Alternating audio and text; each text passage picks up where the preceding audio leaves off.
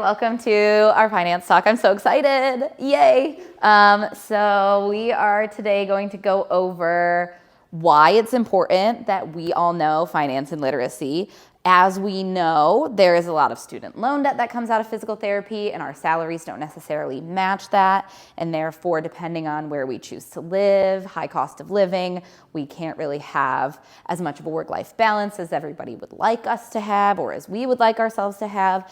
And then also as females, because I'm speaking to all women in physical therapy, hello, Erin, and Erin outside of physical therapy, but all of the female students that we have, they don't really teach a lot of women financial literacy. And so I love the idea of us being a lot more open and talking about it. My friends and I have finance dates where we sit and we just talk about what our portfolios look like and what our plans are and what we're saving for and how we're going about doing that, and different finance books we read and blogs we've seen and podcasts that we've listened to. And I think there needs to be a lot more transparency around finance in general, both with salaries and how people are making their money, how they're spending their money. You don't have to do it the same way other people are doing it, but knowing how other people are doing it can help you make decisions about what you're doing, change some things that you're doing, and just knowing if you need to fight for a higher salary for yourself because you don't know that you got lowballed when you were going into something. I think that's really important.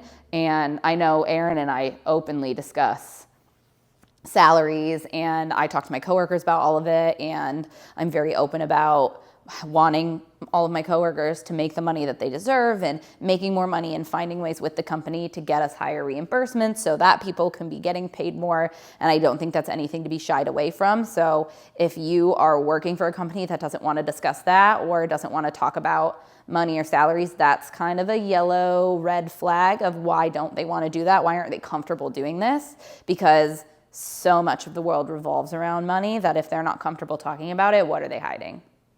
And that's just generally how I feel about it. Evaluating job offers and benefits. So whether you're thinking about coming to work for us, you are going to come work for us, or you're going to look in California and compare a few different types of salaries, or you're deciding if you should live East Coast or West Coast and you don't know what the difference is in cost of living, what the difference is in taxes, the things like that. So being able to compare these job offers, as well as student loan repayment and forgiveness. Big, how do you go about doing that? And I'm going to talk a lot about the Hawaii student loan repayment program. That is something new that started about 3 or 4 years ago that is applicable to us in this clinic. And we have had clinicians at our company that have benefited from it and seen the money from that. We're also going to talk about retirement planning because it's way better to start early. So if you start now, you're going to be set for retirement. And then just some things that you want to generally avoid or not really get into. Lovely. So the importance of financial literacy and career literacy, of knowing, like I said, job offers, benefits, things like that. You want to have effective management of debt. So whether that's student loan debt, whether that's credit card debt, whether that's car payment debt, or other types of loans debt, you want to know what your management strategy is going to be for that, because if you get into too much debt and you cannot dig yourself out, that's where you see a lot of people go into problem. Making informed career choices can lead, like I said, better quality of life and informed decisions, financial outcomes, and the general rule that you just want to try to follow in life, depending on what priorities are, but this is the overarching rule that they give just in the finance world, is the 50-30-20 rule. 50% of your income goes towards needs. So housing, utilities, food. 30% goes towards wants. So I want to travel. I want to have dogs. That's what my 30% goes to. I don't want to have new clothes, so I don't spend my money on shopping all that often. I buy things off the sale rack. I go to the thrift shop. I buy things that are only happening when the stores are closing. But I want to travel, so I spend my 30% on things that happen when I travel. I want to have 2 dogs in my house, so I spend the money on pet insurance and dog food. 20% should go towards savings and investments in whatever capacity that looks like. We're going to talk about it. So student loans. So the most common type of student loan repayment is public student service loan forgiveness. So public service loan forgiveness, they forgive the remaining balance on loans after 10 years if you work for a qualifying company. So this was really big in Boston because a lot of the hospitals were nonprofits. So they were qualifying companies. If you worked at Massachusetts General Hospital for a decade, you would get your loans repaid because they were a 501c3 nonprofit, so they qualified. But at the same time, you had to be making your student loan payments consistently during those 10 years, and you had to be filling out the paperwork that you qualified under this. Pretty simple if you decide to work for a nonprofit. Also like the VA or the government. We had a PT that went into the Navy. They do their own like version of loan repayment. It's not necessarily going to be 10 years. They'll have their own stuff, but the nonprofits and the VA are 10 years. And you pay off your loans through what's called income-driven repayment. So income-driven repayment is that your loan payments are going to be based on your income. So the higher taxable income that you have, the higher your monthly payments will be. So if your goal is to have lower monthly payments, there are a lot of strategies that you can use to lower your after-tax income, which lowers the number that they take to figure out what your loan payment is. So things like contributing to your 401k, that is taken out before taxes. So there's a before tax number and an after tax number. They take your student loan payments from the after tax number. So if you lower the number beforehand, you are way better off. So we've got 401k that can lower your post-tax number because it's taken out pre-tax. We've also got like a HSA or an FSA, the like health savings account, where you put money into a health savings account. It's taken out before taxes, and that lowers the post-tax income. So, and that money is specifically used for healthcare things. So co-payments, surgical procedures, if you've got contacts, if you've got glasses, the Normatec compression legs, you can use your HSA or FSA to buy those. There's a bunch of actually medical devices on Hyperice and on Amazon that are FSA and HSA eligible that I just found out about. So also a way to lower the post-tax income, which would lower your monthly payments for student loans. This is really great if you were already planning to work for like a nonprofit hospital or a VA, or you were deciding between like a public or a private outpatient clinic versus like a hospital outpatient clinic, and that hospital is nonprofit and you're planning on staying around where you are for a while and you're got a lot of student loans. That's a really good option. Any questions about the PSLF? Okay, if you think of questions later after I pass the slide, feel free to still ask. And again, if they're private loans, they do not qualify. Private loans don't qualify for any of this. So again, so income-driven repayment, this is, we're paying off my loans. Nobody's going to pay off my loans for me after 10 years. I'm paying off my loans, income-driven repayment. So they cap monthly payments at % of the income. That's that post-tax number. So you want to get that lower. All remaining balance is forgiven 20 to 25 years after your qualifying payments. It is dependent on the account that you have, the types of loans that you have. I didn't know what types of loans everybody had, so I did not do research into all of the types and specifics. But if you have questions, I can send you places to go look to get that information. And you should also have some form of like loan officer, and they can also help you answer a lot of those questions. And a lot of times the colleges that you went to should also have some financial advisors that can give you places to go to look or can help you with these answers. These are, again, good for private sector and seeking lower payments. The main thing to remember with this is that the forgiven amount is considered taxable income. So let's say 20 years from now, I'm making $100,000. And then I have $30,000 of my student loans forgiven that year. Now I have $130,000 of taxable income that year. So you have to pay the taxes on the amount that's forgiven. So basically that's just more, you can't do really anything to avoid that. You just have to prepare yourself to know that that $30,000 is going to be taxed that year. Lovely. Hawaii State Loan Repayment Program. We love this, and you guys do too. If you have loans, come work for us.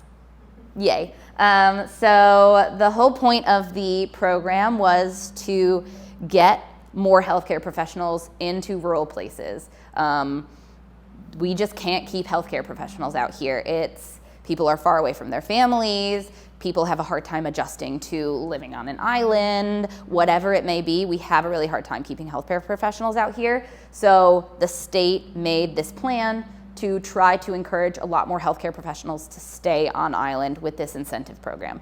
So what happens is if you provide care services in an underserved or rural area of Hawaii, you will qualify for 2 years of loan repayment as long as you agree to work for 2 years in the state. So Maui qualifies as a rural place or an underserved community because we are a rural island. Some spots on Oahu don't qualify. So Maui qualifies, and you have to have 30% of your caseload be government-funded insurance. So anything that falls under Medicaid and then Medicare. So Medicaid includes Aloha Care, Quest, Ohana, all of those, 30%. And so Venture here, we treat easily 30% of our caseload falls under Medicaid or Medicare. That's not even a problem. It's usually closer to like 50 to 70%, especially if you're at Kalama. I don't know, 80 to 100% is Medicare. So we have had, TED has qualified. We have had other PTs that have qualified. You have to keep making consistent payments on your loans while those 2 years are going. And then at the end of the year, they will deposit the first set of $25,000 into your loan payment account. So it's $25,000 per year for 2 years, and some of them let you extend.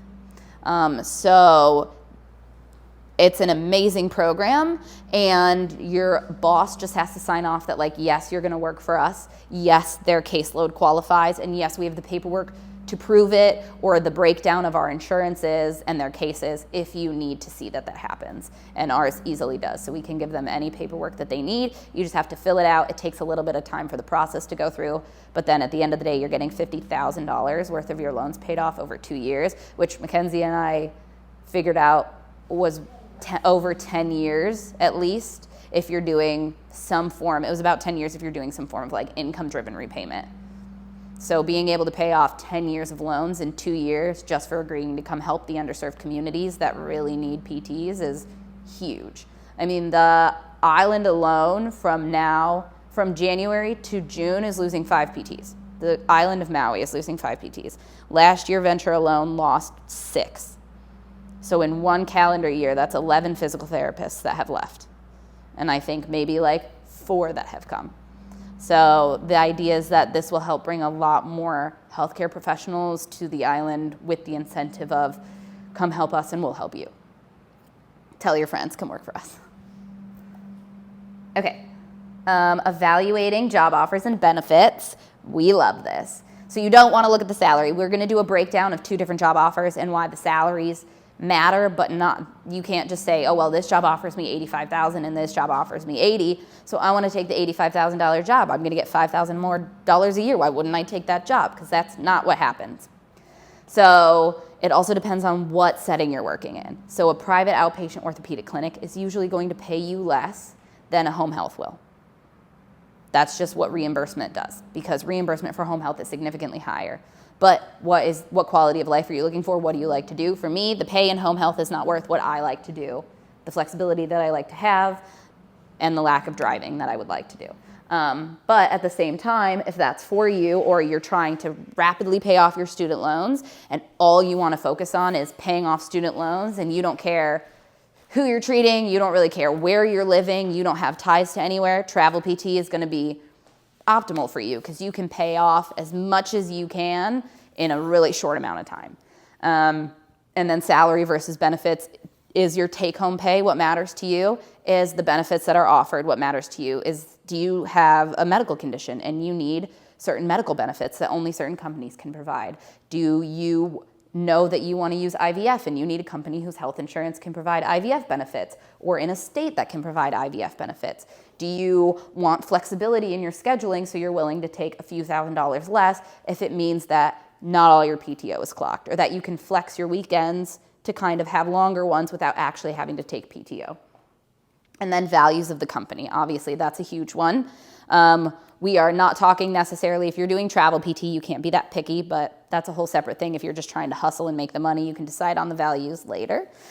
But values of the company, how long have therapists been working there? So you want to ask when you're doing your interviews, How long have your therapists been here? If all of them have been there 2 years or less, where are the rest of them? If the company's been open 15 years and the therapists have only been there 2 years or less, why didn't people stay? What's driving them away? If they have a huge gap and it's only been people that have been there for 15 years and people that have been there for 2, what happened to the people in the middle? Was it that they had families and they moved out of state? They needed to be closer to friends and family? They switched types of PT that they were doing? Or did your company drive them away? Ask to talk to somebody at the clinic if you've never worked there before. Say, hey, would I be able to shadow a PT for a day? Would I be able to have a chat with one of the PTs that's been working here for a few years just to hear how the company culture is, see if I would fit in? You're allowed to ask all of these things. They're allowed to say no, but you should also take that for what it is. If they don't want you talking to one of their PTs, why? Like, if somebody came to us and was like, hey, can I have a meeting with one of your PTs or shadow? I know for a fact Ted would be like, yeah, do you want to do a day at our neuro clinic? Do you want to do a day at our ortho clinic? Do you want to go on home visits with one of our PTs? You should go to Lanai. It's really cool. Like, they should encourage you to like get to know the company. And if they don't, why don't they want you meeting their people? Why is it a privacy reason, or is it they're scared of what that PT might tell you? So, evaluating differences. So we're going to go through like this list, and then we're going to go through 2 examples of job offers. So 401k matching is huge. How much is the employer matching? Average for PT is like 2 to 4%. A lot of it kicks in after a year. That's pretty standard. Low repayment assistance, again, nonprofits offer the assistance. Some clinics offer incentives. Hawaii offers you $50,000, whatever it might be. Health insurance, disability insurance, how much do they cover? Are they giving you a stipend per month? Are they paying for your health insurance? Are they paying for 50%? Do you need to have dependents on it? How much does that cost? Continuing ed stipends, what are they investing in your future? Are they giving you money for $500? Are they giving you money for all of it? Do they give you a MedBridge subscription? What exactly do they cover? Do they bring courses in and they pay for that? And then you're on your own for the rest of it. Kind of what does it look like? Paid time off, how much is offered? That's important to everybody, obviously. Productivity expectations. If you're working in a SNF and they expect you to be at 95%, that's unrealistic and you cannot maintain that productivity. An outpatient clinic, if they're expecting you to see 3 patients every hour, you're working at a mill and you should turn around and walk out of the door. If they're expecting you to we don't have productivity standards, but we expect you to stay above this, and if not, then we'll have a talk about what your hourly pay is going to be. Walk out the door. They need to give you hard numbers, and they need to give you information. If they say, nope, we don't want you to be responsible for patient cancels, if your productivity drops, it drops. As long as we figure out why it's dropping and we get it back up, your pay will never be affected. Great, sounds good. Mentorship, what do they offer for new grads? Are you looking for mentorship? Do you think you need mentorship? I think all grads need mentorship. I needed mentorship. Everybody does, even if you don't think that you do. Are they doing one-on-one meetings? Are you going to be able to co-treat with other therapists at that clinic? Do they have somebody you can go to if you need help with certain things? And then salary versus hourly, what are expectations? What's guaranteed? What's not? Some do hybrid. They'll guarantee 50% of your hours.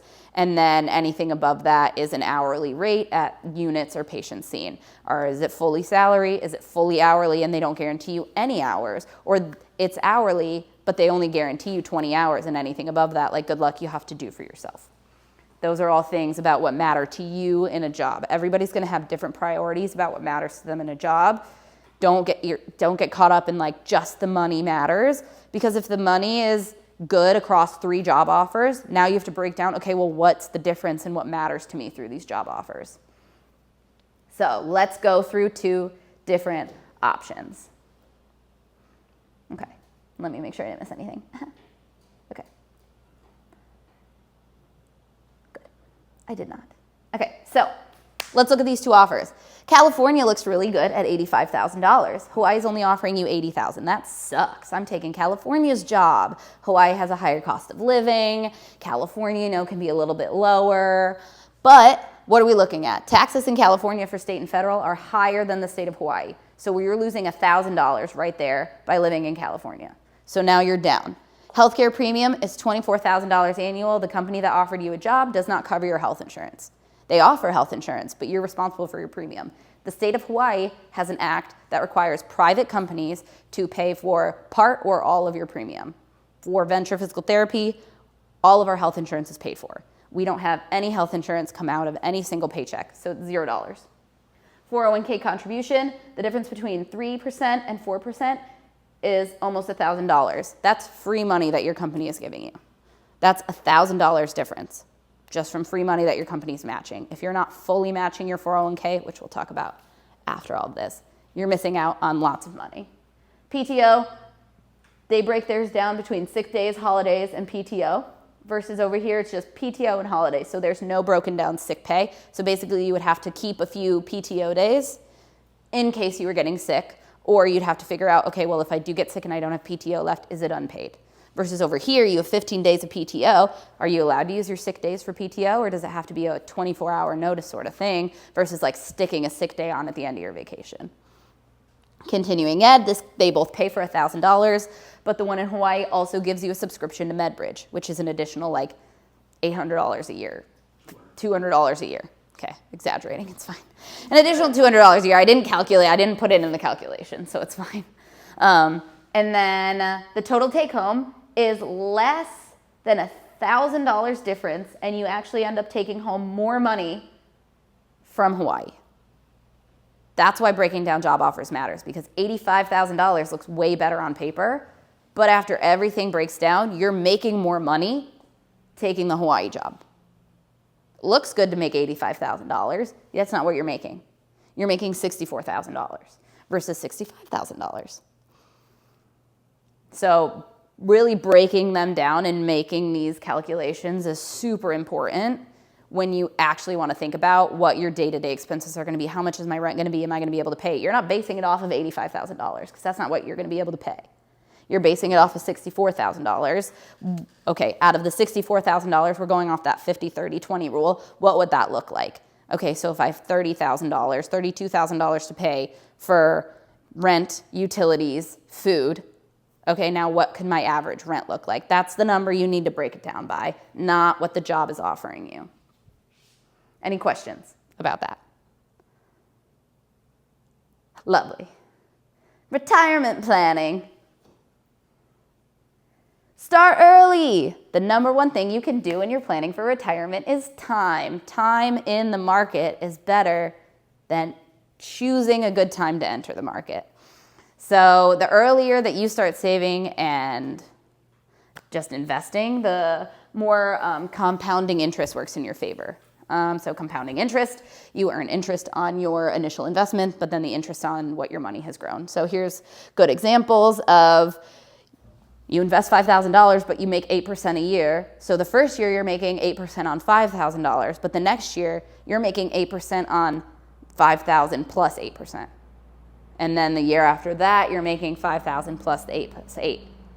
So the more time you have in the market, the more money you will end up with. You'll still get a good amount if you start at 35, but you'll have even more if you start at 25. And that's the same amount of money that you've invested, but having 10 additional years in the market gives you almost $500,000 more, which is insane, but it's true. 401k. So traditional and a Roth. Not a lot of people use a traditional 401k. Or not a lot of people use a Roth 401k. Sorry, let me rephrase that. Not a lot of people use a Roth 401k. A lot of people use a traditional 401k. So we talked about pre-taxes and post-taxes. This is important when we're talking retirement planning. Traditional 401k, your contributions are made in that pre-tax column and your employer matches. So let's say your employer says, we have a 3% match. You better be putting in at least 3%.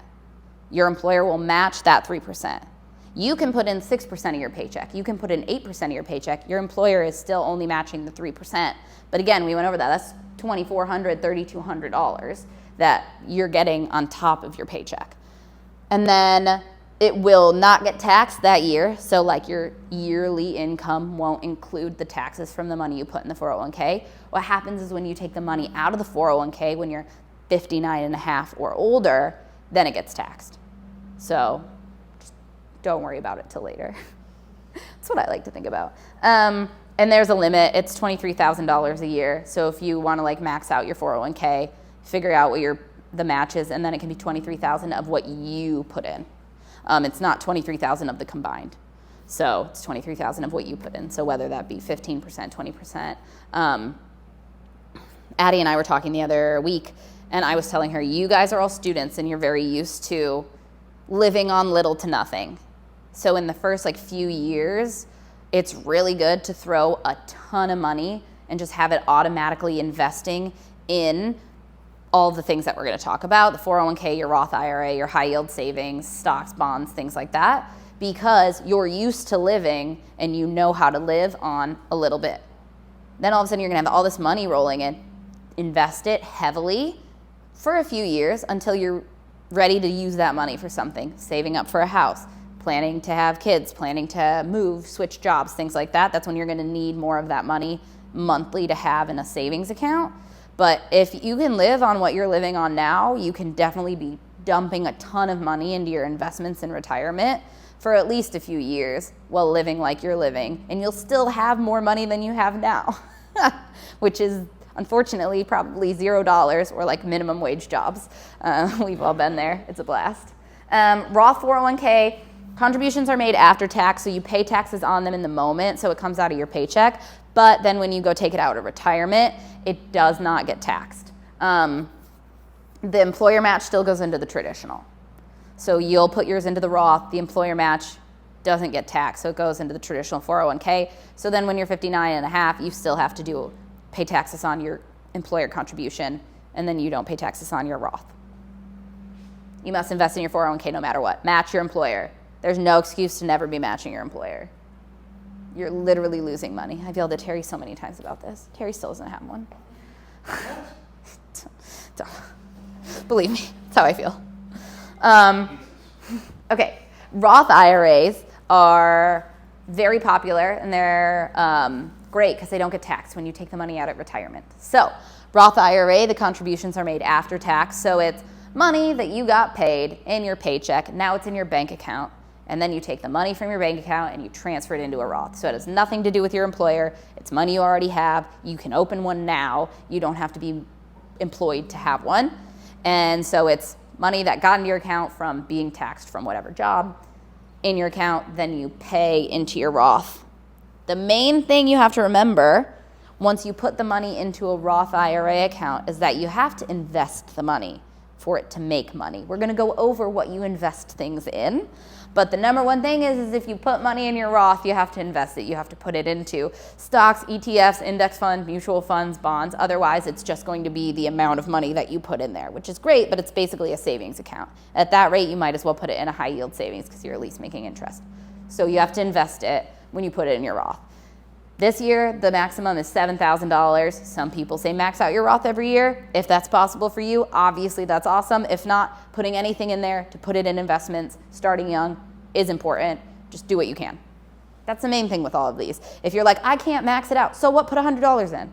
$100 will still turn into $100 plus 4% in the market, and now you have $100 plus 4% to invest in the next year.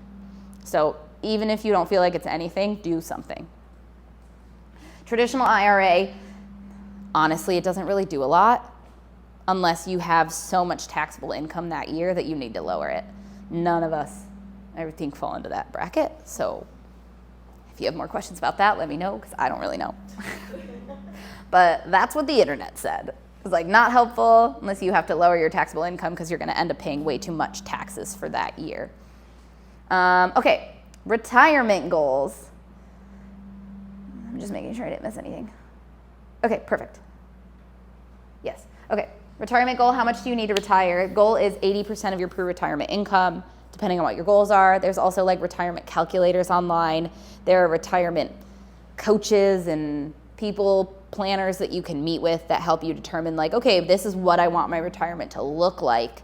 And then they can say, okay, realistically, then how much money would you need every year? How much money is in your retirement accounts? How much money are you expecting to inherit from your parents? That sort of thing. So figuring out your retirement is important. The 80% is a general rule, but it totally depends on what kind of lifestyle you're living. If you're there's a whole sector of people, it's called FIRE, Financial Independence, Retire Early. And so they determine, okay, I only need 60% of my pre-retirement to live because I have a house that's paid off and I cook really simple foods and we don't really travel. We like where we're at and we are cool with driving our cars that last and we know how to work on them, so we don't need to buy new things. So they can do that. You just have to take into account what's going to work for you.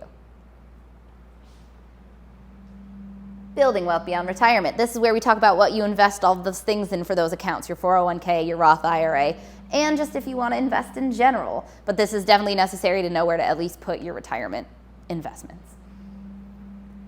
So, Investing 101. We're going to go through all the words I've been using. Took me a while to learn this. There's good books. I've got books and podcast recommendations at the end of this, so you guys can kind of, if you're interested, read more. But, so stocks, shares of a single company. Apple, Tesla, Google, things like that. That is a stock that you can buy. You can buy 10 shares of Google. You can buy negative shares of Tesla. Bonds are loans the company and government that pay interest. So they're basically like loans that pay you interest. They're really good as you get towards retirement age when you can't handle the volatility of the stock market. So they always say as you start to head towards retirement age, like within the last 5 to 10 years before you think you're going to retire, you want to transition most of your investments into bonds. They're a lot more stable. So like these recent stock market changes in the last few weeks, a lot of the people who are towards retirement aren't freaking out because a lot of their stuff is in bonds. The people who did not transfer their stuff into bonds and have their stuff in the other ones are kind of worried. It's going back up. It's okay. It always goes back up. Don't freak out. Don't ever sell your stocks if you see it dip. It's going to go back up. We're here for the long game, you guys. Index fund, pooled investment fund that buys a basket of stocks. So it would be like an American index fund that will have Google, that'll have Apple, that'll have Tesla, that'll have Starbucks. So it's a fund that you buy that has all of those stocks in it, so you don't have to pick one stock. It gives you like a % of every stock. And index funds will classify themselves. So like on a 401k, your work will pick a company to support your 401k through. They usually just offer you a portfolio.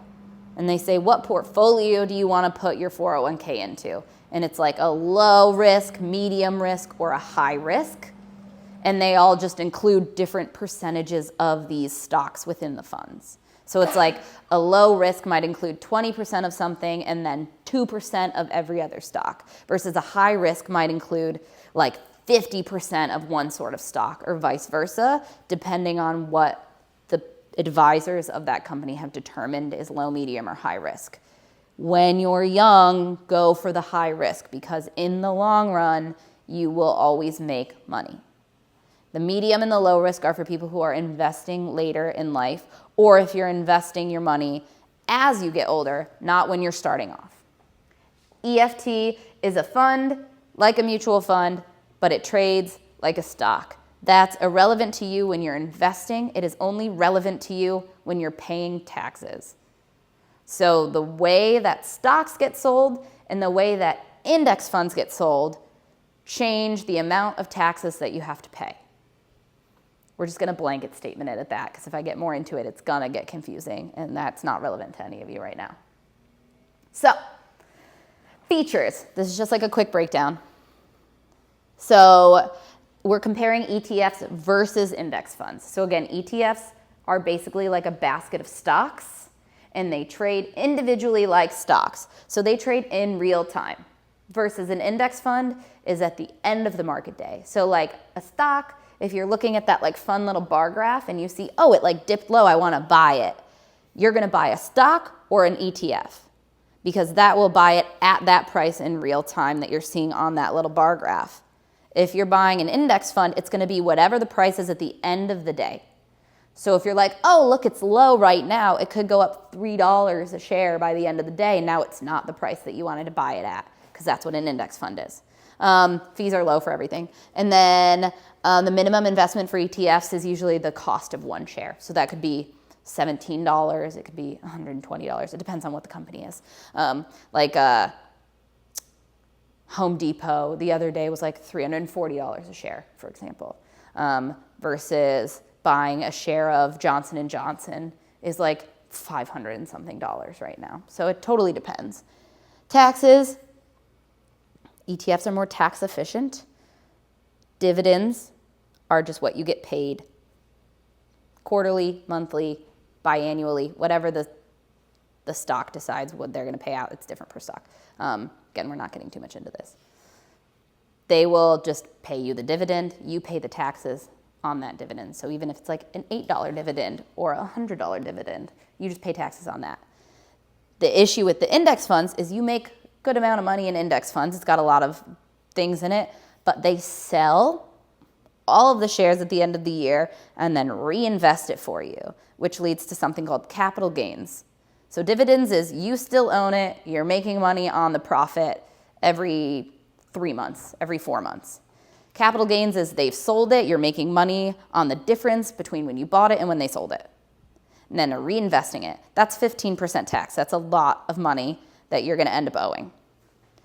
So ETF's great for hands-on, best for like a brokerage account. So if you're just doing like day-to-day investing versus index funds. Your Roth IRA should be almost 100% invested in index funds because you don't pay taxes on anything your Roth IRA makes. So if the issue with the index fund is that it would cost you a lot in taxes in a regular day-to-day account, put it in an account that you don't pay taxes on. Index funds, Roth IRA, no taxes paid.